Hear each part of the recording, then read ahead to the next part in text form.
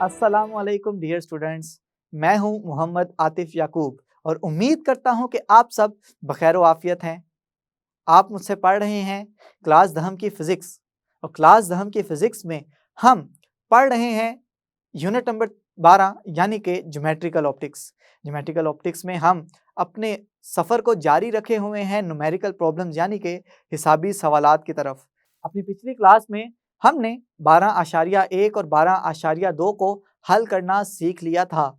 आज की क्लास में 12.3 और 12.4 का हल सीखेंगे। देखेंगे कि कौन से फार्मूले इसमें लगने हैं, किस तरह से वैल्यूज़ दर्ज करनी है, किस तरह से चीज़ें गेस करनी है और फिर उसको चेक करना है अपने रिजल्ट्स के साथ। तो ये सब कुछ सीखने के लिए, समझने के लिए आइए चलते हैं अपने लाइट बोर्ड की जानिब। ये तो स्टूडेंट्स आज के लेक्चर का पहला न्यूमेरिकल यानी कि आपकी किताब का तीसरा न्यूमेरिकल वो आज हल करने जा रहे हैं। उसकी इबारत पढ़ेंगे, इबारत में से दिया गया डाटा अखज़ करेंगे, क्या चीज़ मतलूब है वो निकालेंगे और हल इसको किस तरह से करना है, किस फार्मूले से करना है, ये सब कुछ पता चलेगा पहले इबारत पढ़ के। तो चलें स्टूडेंट्स, सबसे पहले इबारत पढ़ लेते हैं। इबारत में ये कहा जा रहा है कि एक कनकेव मिरर से 20 सेंटीमीटर पर पड़े हुए जिस्म के इमेज की ऊंचाई जिस्म की ऊंचाई के बराबर है, मगर इमेज उल्टी है। मिरर की फोकल लेंथ क्या होगी? ये जो न्यूमेरिकल है या ये जो सवाल है ये बहुत ही ज़्यादा ट्रिकी।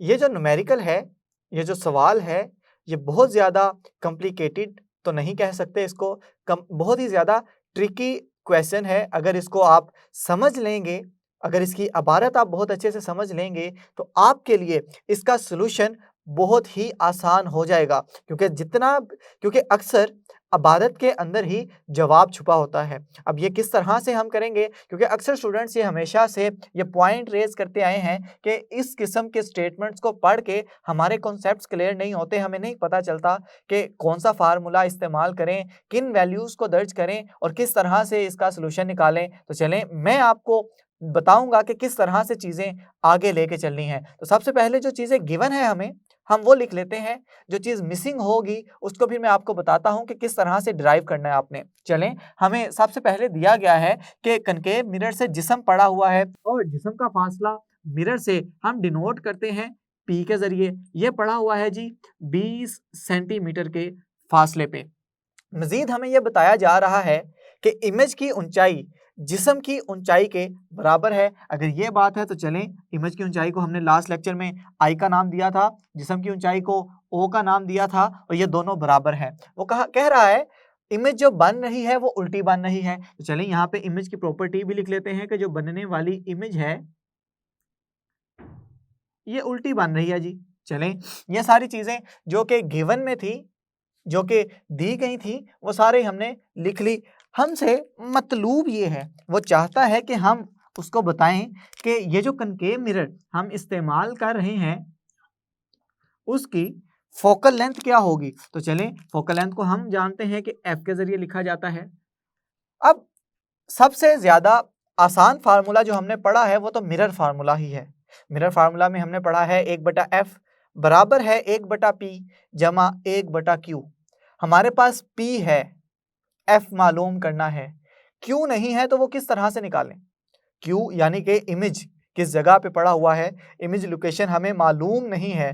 तो इस पॉइंट पे आके बच्चे कंफ्यूज हो जाते हैं कि इसको किस तरह से सोल्व करेंगे। तो आपने वो तरीका अपनाना है जो कि हमने अपने पिछले लेक्चर में 12.2 हिसाबी सवाल के अंदर किया। हमने वहाँ पे एक फार्मूला इस्तेमाल किया था, उसी फार्मूला को इस्तेमाल करते हुए और ये डाटा जो हमें दिया गया है इसको इस्तेमाल करते हुए मैं आपको बताऊंगा कि किस तरह से हम Q की वैल्यू निकालेंगे और फिर उस Q की वैल्यू को किस तरह से पुट करेंगे कनकेव मिरर के फार्मूले के अंदर और किस तरह से आगे लेके चलेंगे। तो चलें हम बढ़ते हैं अपने हल की जानिब और हल की जानिब बढ़ते हुए हमें चूंकि पहले चाहिए Q की वैल्यू। लास्ट टाइम मैंने एक फार्मूला आपको लिखवाया था कि I/O बराबर होगा Q/R। पी के। याद करें जरा ये फार्मूला कहाँ लिखवाया था, जहाँ पे हमें इमेज की ऊंचाई मालूम करनी थी 12.2 सवाल के अंदर। चलें, अगर आपको ये पता चल गया, अब सवाल में ये कहा जा रहा है कि इमेज की ऊंचाई और जिस्म की ऊंचाई बराबर हैं। अगर ये बराबर है तो इसको कोई एक फर्जी वैल्यू दे दें। चलें, हम में कह देते हैं कि आई ये बराबर है ओ के और ये बराबर है फर्ज करें एक्स के, कोई भी वैल्यू ले सकते हैं आप। अगर ये सारी बातें ठीक हैं तो चलें हम इस फार्मूले के अंदर ये चीजें पुट कर देते हैं। आई की जगह भी हम पुट करेंगे एक्स को, ओ की जगह भी पुट करेंगे एक्स को, और Q की जगह हमें नहीं पता Q क्या है तो Q को वैसे का वैसे ही रहने देंगे। और P की वैल्यू हमें दी गई है, ये है जी 20 सेंटीमीटर। अगर ये बात ठीक है तो x x से कैंसिल हो गया, ये बचा 1 बराबर है Q बटा 20। और जब ये 20 इधर जाके मल्टीप्लाई होगा तो ये लें जी Q की वैल्यू हमने निकाल ली 20 सेंटीमीटर। अब बात ये तय करनी है कि ये Q के साथ क्या मस्बत का साइन आएगा या मनफी का साइन आएगा।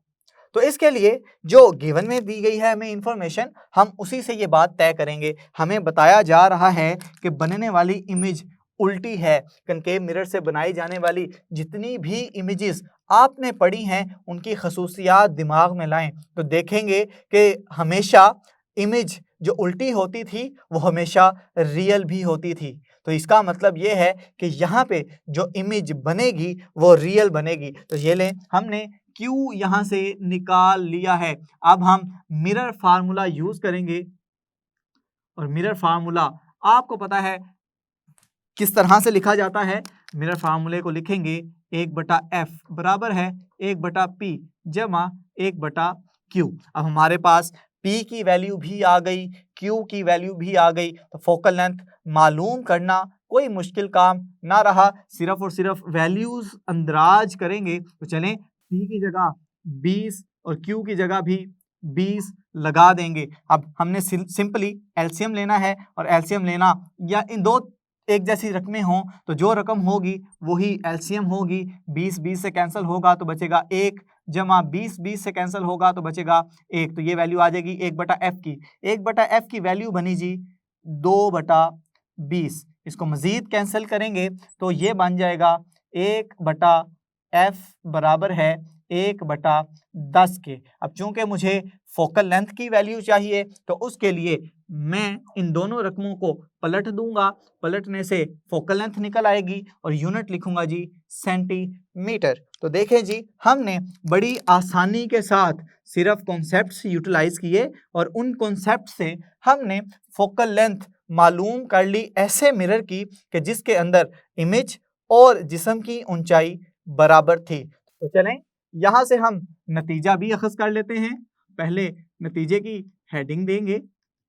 हेडिंग देने के बाद हम सारी इंफॉर्मेशन को लफ्ज़ों की सूरत में बयान करेंगे कि जब कनकेव मिरर से बनने वाले इमेज की ऊंचाई उसके जिस्म की ऊंचाई के बराबर थी और साथ ही साथ वो जिस्म 20 सेंटीमीटर के फासले पे पड़ा हुआ था, तो उसकी जो फोकल लेंथ होगी वो 10 सेंटीमीटर होगी। तो उम्मीद करता हूं कि आपको इतना ट्रिकी क्वेश्चन, इतना कम्प्लेक्स क्वेश्चन जो था वो समझ आ गया होगा बड़ी आसानी के साथ। इसी तरह से इसको आपने स्टेप बाय स्टेप लेके चलेंगे, अपने जितने भी कॉन्सेप्ट्स हैं उसको जहन में इकट्ठा करेंगे तो आपके लिए चीज़ों को सोल्व करना, चीज़ों को बयान करना ये बहुत ही ज़्यादा आसान हो जाएगा। चलें, अगर 12.3 की समझ आ गई है तो मज़ीद एक कदम आगे बढ़ाएंगे और अगला हिसाबी सवाल यानी कि 12.4 भी हल करते हैं। हिसाबी सवाल 12.4 की इबारत भी मैंने आपके सामने लिख के रख दी। स्टेटमेंट पढ़ते हैं और देखते हैं कि स्टेटमेंट में हमसे क्या पूछा जा रहा है, क्या चीज़ें दी गई हैं, इसका हल किस तरह से करेंगे। तो चलें स्टेटमेंट पढ़ लेते हैं। स्टेटमेंट में ये कह रहा है कि अगर एक जिस्म मिरर से 34.4 सेंटीमीटर के फासले पे पड़ा है और इसकी इमेज मिरर के पीछे 5.66 सेंटीमीटर पर बनती है तो मिरर की फोकल लेंथ मालूम करें। नेज़ ये भी बताएं कि मिरर कनकेव है या कन्वेक्स। ये बड़ा अजीब सा सवाल पूछा जा रहा है। हमें मिरर बताया भी नहीं गया कि कौन सा है, कनकेव है या कन्वेक्स है। तो इससे बनने वाली प्रॉपर्टीज़ हम किस तरह से फिर देखेंगे कि क्या ये इमेज जो बनेगा ये रियल बनेगा या वर्चुअल बनेगा, ये हमें सारी प्रॉपर्टीज़ किस तरह से पता चलेंगी। तो चलें अभी हम इस बात से मावरा कि क्या ये मिरर कनकेव है या ये मिरर कन्वेक्स है, मैं आपके सामने एक रैंडम मिरर जो है, बिल्कुल सिंपल सा प्लेन मिरर है, वो ड्रा कर देता हूँ। फर्ज करें ये मेरे पास मिरर पड़ा हुआ है। वो कह रहा है कि जो इमेज बन रहा है वो मिरर के पीछे बन रहा है। इसका मतलब ये हुआ कि ऑब्जेक्ट यहाँ पे कहीं पे पड़ा हुआ है और इससे बनने वाला इमेज मिरर के पीछे कुछ ही जगह पे बन रहा है। तो स्टूडेंट जरा रिकॉल करें कि क्या होगा, किस सूरत में इमेज जो है मिरर के पीछे बनता है। मैंने आपको जब 12.1 हिसाबी सवाल करवाया था, वहां पे भी एक टिप बताई थी आपको कि जब भी वो ये बात करेगा कि जो इमेज है वो मिरर के पीछे बनेगा, और मैंने ड्यूरिंग द लेक्चर्स भी आपको ये बात बताई कि जब जिस्म और इमेज दोनों मिरर की मुख्तलिफ साइड्स पे होंगे, मुख्तलिफ जगहों पे होंगे, तो हम ये कहेंगे कि यहाँ पे जो बनने वाला इमेज होगा वो वर्चुअल होगा। तो एक बात तो हमने तय कर ली यहाँ से कि यहाँ पे जो इमेज बन रहा है ये वर्चुअल इमेज होगा। तो चलें अब डाटा लिखते हैं। डाटा लिखने के बाद चीज़ें थोड़ी सी सिंप्लीफाई करते जाएंगे और फिर आखिर पे देखेंगे कि ये जो प्रॉपर्टीज़ हमारे पास आ रही हैं ये किस मिरर के लिए ठीक हैं। क्या ये कनकेव मिरर के लिए ठीक होंगी या ये कन्वेक्स मिरर के लिए ठीक होंगी। तो चलें डाटा लिख लेते हैं। सबसे पहले हमसे ये कहा गया है कि मिरर से जिस्म जो है वो 34.4 सेंटीमीटर के फासले पे पड़ा हुआ है। इसका मतलब ये हुआ कि जो जिस्म का फासला है, और जिस्म के फासले को हम हमेशा P के साथ लिखते हैं, ये है जी 34.4 सेंटीमीटर। एक बात तय हो गई। वो कह रहा है कि इमेज मिरर के पीछे 5.66 सेंटीमीटर पे बनती है। तो चलें इमेज हम जानते हैं Q से लिखा जाता है इमेज का फासला, ये बन रही है 5.66 सेंटीमीटर। और चूंकि ये मिरर के पीछे बन रही है यानी कि इमेज वर्चुअल बनेगी, और वर्चुअल इमेज को आप नेगेटिव यानी कि मनफी निशान के साथ लिखते हैं। मैंने मनफी का निशान भी डाल दिया। अब यहाँ से जो पूछे जाने वाली चीज़ें हैं चलें वो भी लिख लेते हैं मतलूब की हेडिंग के अंदर। तो पहले मतलूब की हेडिंग दे लेते हैं।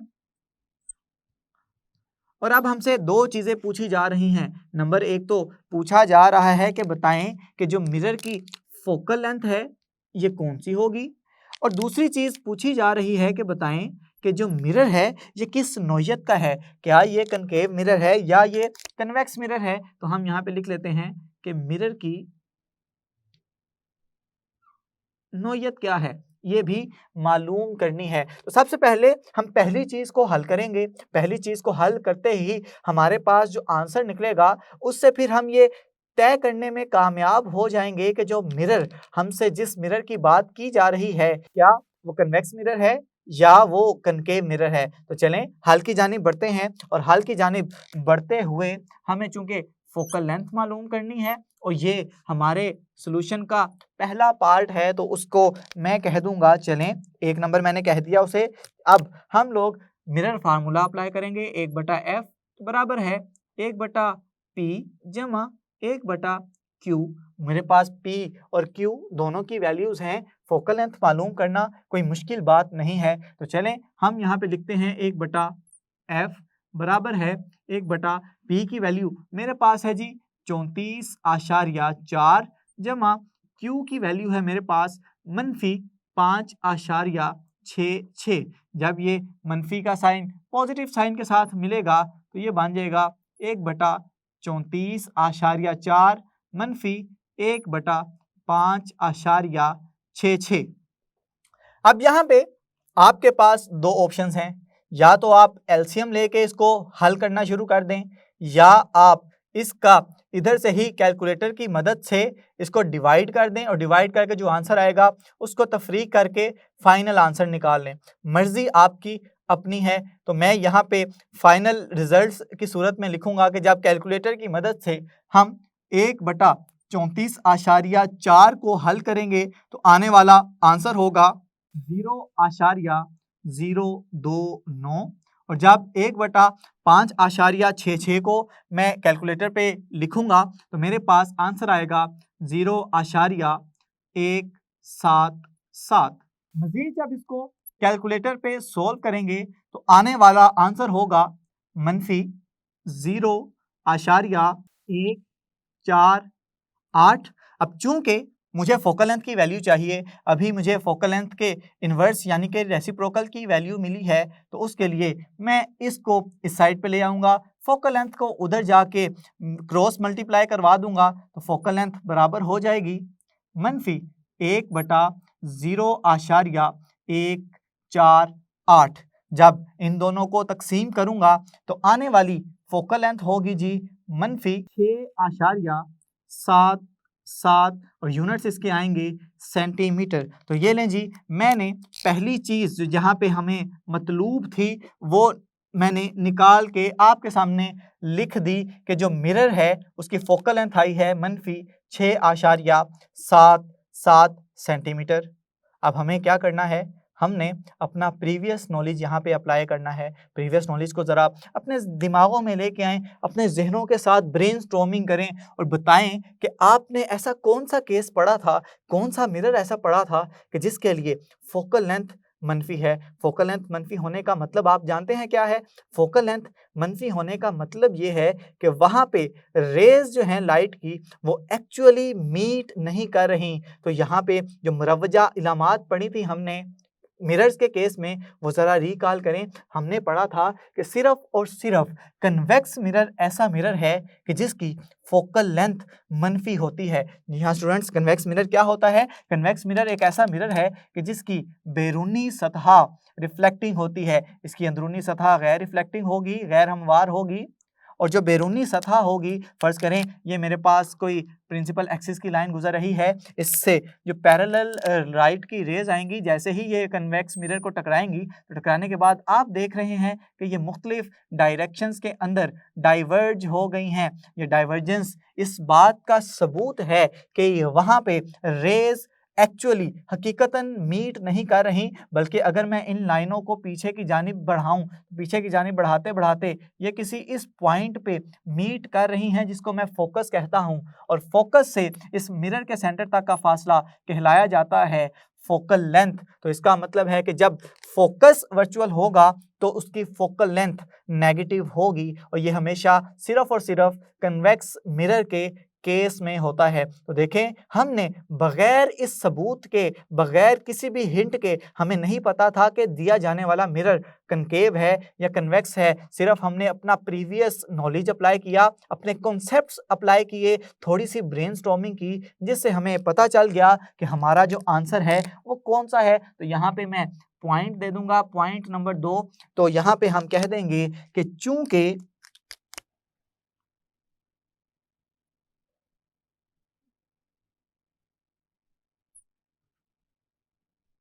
फोकल लेंथ मनफी है, जो जाहिर करती है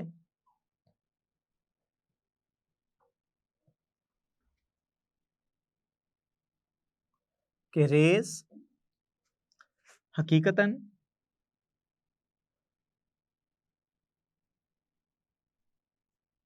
किसी एक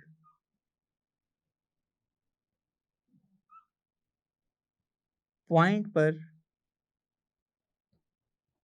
नहीं सिमट रही, लिहाजा मिरर कन्वेक्स मिरर है। और कन्वेक्स मिरर को आप थोड़ा सा हाईलाइट भी कर लीजिएगा ताकि एग्जामिनर को चेक करते हुए आसानी हो जाए, और वो बगैर आपके सवाल को गौर से देखे, की पॉइंट सिर्फ देखे, और आपको पूरे पूरे नंबर मिल जाएंगे। चलें अब नतीजे की हेडिंग भी दे देते हैं कि हमने इस सवाल से क्या नतीजा अखज़ किया। हमने ये नतीजा अखज़ किया है कि जो फोकल लेंथ है वो है जी -6.77 सेंटीमीटर, और जो मिरर है वो कन्वेक्स मिरर है। और यही दो चीज़ें हमें मतलूब थी हमारे सवाल के अंदर। और तो इसके साथ हम एक पॉइंट्स की सूरत में भी लिख देते हैं कि ये पहला जवाब और ये दूसरा जवाब। तो उम्मीद करता हूँ कि आपको ये हिसाबी सवाल 12.4 भी बड़ी आसानी के साथ बड़े अच्छे तरीके से समझ आ गया होगा। इसी तरह से चीज़ों की प्रैक्टिस करते रहेंगे, इसको याद करते रहेंगे, ज़हन नशीन करते रहेंगे सारे कॉन्सेप्ट्स को, तो आपके लिए चीज़ें बहुत ज़्यादा आसान होती चली जाएंगी। ये जितने भी टेक्निकल प्रॉब्लम्स हैं आपके लिए फिर प्रॉब्लम्स नहीं रहेंगे, बल्कि बड़ी आसानी के साथ इसे टैकल करते हुए आप इसे सॉल्व कर सकेंगे। तो उम्मीद करता हूँ कि ये सारी चीज़ें आपको समझ में आ गई हैं। तो स्टूडेंट्स, अब आपके लिए चीज़ें मज़ीद आसान से आसान तर होती चली जा रही हैं। आप ये सीख चुके हैं कि किस तरह से हिसाबी सवाल 12.3 को सॉल्व करना है, 12.4 को किस तरह से हल करना है। ये सारी चीज़ें आप सीखते चले जा रहे हैं। आपके लिए चीज़ें इसी तरह से आसान करता चला जाऊँगा।